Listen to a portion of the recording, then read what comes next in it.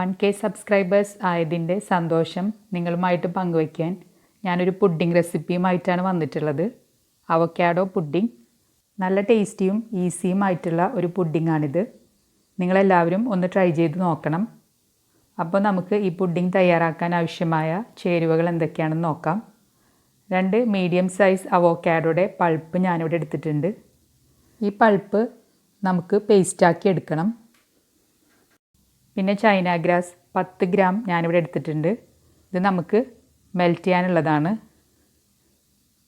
പഞ്ചസാര ഒരു 4 table spoon എടുത്തിട്ടുണ്ട്. പാല് 1/2 ലിറ്റർ എടുത്തിട്ടുണ്ട്. പിന്നെ കണ്ടൻസ്ഡ് മിൽക്ക് 1/2 കപ്പ് എടുത്തിട്ടുണ്ട്. മധുരം നിങ്ങളുടെ ഓരോരുത്തരുടെയും അളവിനനുസരിച്ച് കൂട്ടിയും കുറച്ചും ഒക്കെ എടുക്കുക. അപ്പോൾ ഇതൊക്കെയാണ് പുഡിംഗ് തയ്യാറാക്കാൻ ആവശ്യമായി വേണ്ടത്. ആദ്യം തന്നെ നമുക്ക് ചൈന ഗ്രാസ് ഒരു 3/4 കപ്പ് വെള്ളം ഒഴിച്ച് ഒരു 15 മിനിറ്റ് നേരത്തേക്ക് കുതിർക്കാൻ വേണ്ടി വയ്ക്കാം. നമുക്ക് ആ സമയം കൊണ്ട് അവോക്കാഡോ പ്യൂരിയാക്കി എടുക്കാം. മിക്സിയുടെ ജാറിലേക്ക് 2 മീഡിയം സൈസ് അവോക്കാഡോയുടെ പൾപ്പ് ഇട്ട് കൊടുക്കാം. ഇതിലേക്ക് കുറച്ച് പാലൊഴിച്ച് നല്ല പേസ്റ്റാക്കി എടുക്കണം. ഒരു 3 ടേബിൾ സ്പൂൺ പാൽ വരെ ഉപയോഗിക്കാം. ഇപ്പം ഞാനിത് മിക്സിയിൽ നന്നായിട്ട് അടിച്ചെടുക്കുന്നുണ്ട്. ഇപ്പം നല്ല പേസ്റ്റായിട്ട് നല്ല സ്മൂത്ത് പേസ്റ്റായിട്ട് കിട്ടിയിട്ടുണ്ട്. ഇതേപോലെ ആക്കിയെടുക്കണം. ഇനി നമുക്കിത് മാറ്റി വയ്ക്കാം. ഇനി ചൈന ഗ്രാസ് ലോ ഫ്ലെയിമിലിട്ട് ഒന്ന് മെൽറ്റ് ചെയ്തെടുക്കണം. ലോ ഫ്ലെയിമിൽ തന്നെ വയ്ക്കാൻ പ്രത്യേകം ശ്രദ്ധിക്കണം. ലോ ഫ്ലെയിമിലിട്ട് നന്നായിട്ട് മിക്സ് ചെയ്ത് ഇത് നമുക്ക് തരികളൊന്നും ഇല്ലാതെ നന്നായിട്ട് മെൽറ്റാക്കി എടുക്കണം. ഇപ്പോൾ ഇത് നന്നായിട്ട് മെൽറ്റായി വന്നിട്ടുണ്ട്. ഇനി നമുക്ക് പാല് തിളപ്പിച്ചെടുക്കാം. പാലിലേക്ക് 1/2 കപ്പ് കണ്ടൻസ്ഡ് മിൽക്ക് ഒഴിച്ചു കൊടുക്കാം. ഇതിലേക്ക് പഞ്ചസാര കൂടി ചേർത്ത് കൊടുക്കാനുണ്ട്. കണ്ടൻസ്ഡ് മിൽക്ക് ഒഴിച്ചു കൊടുത്ത ശേഷം ഇത് നന്നായിട്ട് ഒന്ന് മിക്സ് ചെയ്തെടുക്കുക. മീഡിയം ഫ്ലെയിമിൽ വയ്ക്കുക. ഇതിലേക്ക് ആവശ്യത്തിന് പഞ്ചസാര കൂടി ചേർത്ത് കൊടുക്കാം. ഒരു 4 ടേബിൾ സ്പൂൺ പഞ്ചസാര ഞാനിവിടെ ചേർത്ത് കൊടുത്തിട്ടുണ്ട്. ഇത് ലോ ഫ്ലെയിമിൽ വെച്ച ശേഷം നമുക്കിതിലേക്ക് ചൈന ഗ്രാസ് ഒഴിച്ചു കൊടുക്കാം, മെൽറ്റ് ചെയ്തത്. അതിനുശേഷം ഇത് നന്നായിട്ട് മിക്സ് ചെയ്തെടുക്കണം.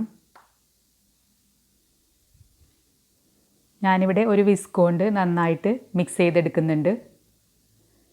ഇത് ഇതേപോലെ കുറച്ച് നേരം നന്നായിട്ട് മിക്സ് ചെയ്തെടുക്കുക. അതിനുശേഷം ഇത് തിളപ്പിച്ചെടുക്കണം. ഇത് ഇത്തിരി തിക്കാവുന്നത് വരെ നമുക്ക് തിളപ്പിക്കാം. അതുവരെയും വിസ്ക് കൊണ്ട് നന്നായിട്ട് മിക്സ് ചെയ്തുകൊണ്ടേയിരിക്കണം. ഇപ്പോൾ ഇത് ഇത്തിരി കുറുകി വന്നിട്ടുണ്ട്. അപ്പോൾ ലോ ഫ്ലെയിമിൽ തന്നെ വെച്ച ശേഷം ഇത് 1-2 മിനിറ്റ് കൂടി തിളപ്പിച്ച ശേഷം നമുക്ക് ഫ്ലെയിം ഓഫ് ചെയ്യാം. അതുവരെയും നമുക്കിത് മിക്സ് ചെയ്ത് കൊടുക്കാം.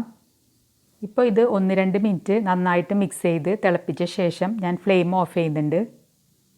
ഇനി നമുക്ക് ഇതിലേക്ക് അവോക്കാഡോ പ്യൂരി ആക്കിയത് ചേർത്ത് കൊടുക്കാം. അവോക്കാഡോ മുഴുവനും ഇതിലേക്ക് ചേർത്ത് കൊടുത്ത ശേഷം ഇത് നന്നായിട്ട് വിസ്ക് കൊണ്ട് തന്നെ നന്നായിട്ട് മിക്സ് ചെയ്തെടുക്കാം.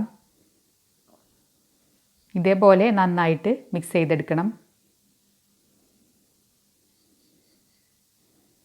തരികളൊന്നും ഒട്ടുമില്ലാത്ത വിധത്തിൽ നല്ലപോലെ ഞാനിവിടെ മിക്സ് ചെയ്തെടുത്തിട്ടുണ്ട്. ഇനി നമുക്കിത് ഒരു പുഡിംഗ് ട്രേയിലേക്ക് അപ്പോൾ തന്നെ ഒഴിച്ചു കൊടുക്കാം. ഇത് അവോക്കാഡോ മിക്സ് ചെയ്ത ശേഷം ഉടനെ തന്നെ പുഡിംഗ് ട്രേയിലേക്ക് ഒഴിച്ചു കൊടുക്കണം, അല്ലെങ്കിൽ ഇത് സെറ്റായി പോകും. ഇനി നമുക്ക് ഒരു സ്പാറ്റുല അല്ലെങ്കിൽ ഒരു സ്പൂൺ കൊണ്ട് ഇതിൻ്റെ എയർ ബബിൾസൊക്കെ ഒന്ന് നീക്കി കൊടുക്കാം. ഇനി നമുക്ക് ഈ പുഡിംഗ് 3 മണിക്കൂർ ഫ്രിഡ്ജിൽ സെറ്റാവാൻ വേണ്ടി വെക്കണം. ഇപ്പോൾ ഞാൻ 3 മണിക്കൂറിന് ശേഷം നമ്മുടെ പുഡിംഗ് പുറത്തേക്ക് എടുത്തിട്ടുണ്ട്. ഇത് നന്നായി സെറ്റായിട്ടുണ്ട്. ഇനി നമുക്ക് ഇഷ്ടമുള്ള പോലെ ഇത് ഗാർണിഷ് ചെയ്യാം. ഞാനിവിടെ കുറച്ച് പിസ്ത ക്രഷ് ചെയ്തത് കൊണ്ട് ഗാർണിഷ് ചെയ്യുന്നുണ്ട്. നിങ്ങൾക്ക് ഇഷ്ടമുള്ള നട്ട്സ് എന്തെങ്കിലും കൊണ്ട് ഗാർണിഷ് ചെയ്യുക, അല്ലെങ്കിൽ ഡെക്കറേഷനൊക്കെ നിങ്ങളുടെ ഇഷ്ടം പോലെ ചെയ്യുക. അപ്പോൾ ഞാനിവിടെ കുറച്ച് നട്ട്സ് കൊണ്ട് ഇത് മുകളിൽ വിതറിയ ശേഷം ഗാർണിഷ് ചെയ്തെടുക്കുന്നുണ്ട്. അപ്പോൾ നമ്മുടെ അടിപൊളി ടേസ്റ്റിയും ഈസിയുമായിട്ടുള്ള അവോക്കാഡോ പുഡിംഗ് റെഡി ആയിട്ടുണ്ട്. ഇത് നിങ്ങളെല്ലാവരും ഒന്ന് ട്രൈ ചെയ്ത് നോക്കണം. അതിനുശേഷം കമൻസൊക്കെ അറിയിക്കണം. നല്ല ടേസ്റ്റി ആയിട്ടുള്ളൊരു പുഡിങ്ങാണ്. പിന്നെ അവോക്കാഡോ വിറ്റാമിൻസും മിനറൽസും ന്യൂട്രിയൻസും കൊണ്ടെല്ലാം സമ്പുഷ്ടമായ ഒരു ഫ്രൂട്ടാണ്. അപ്പോൾ ഈ പുഡിംഗ് ട്രൈ ചെയ്ത ശേഷം നിങ്ങളെല്ലാവരും ഫീഡ്ബാക്കൊക്കെ അറിയിക്കുക. അപ്പോൾ വീഡിയോ ഇഷ്ടമായ ലൈക്ക് ചെയ്യാനും ഷെയർ ചെയ്യാനും കമൻറ്റ് ചെയ്യാനും മറക്കരുത്. വീണ്ടും അടുത്ത വീഡിയോയിൽ കാണാം. താങ്ക്